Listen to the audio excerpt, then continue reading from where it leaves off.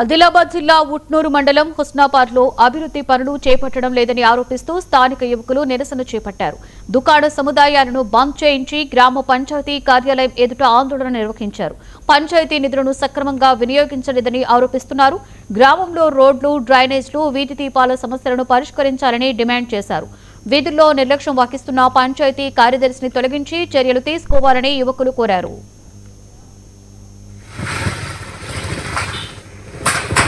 గ్రామ ప్రజలు వచ్చి ఈరోజు స్వచ్ఛందంగా గ్రామ పంచాయతీలో ముఖ్యంగా ఉన్న సమస్యలు ఏమిటంటే కనీసం ఈరోజు రోడ్ల సమస్యలు చూస్తే చాలా దారుణంగా ఉన్నాయి.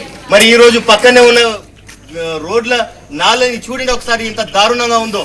మరి గ్రామ పంచాయతీ సర్పంచ్ వాస్తవంగా చెప్పాలంటే గ్రామ పంచాయతీలో గత 30 సంవత్సరాల నుండి గ్రామ సర్పంచ్గా నిర్వహిస్తున్నా కూడా ఎంతో ఆక్రమణలకు పాల్పడ్డా కూడా అధికారులు చూడనట్లుగా నటించడమే తప్ప గాని వాళ్ళపైన చర్య తీసుకోవడం లేదు.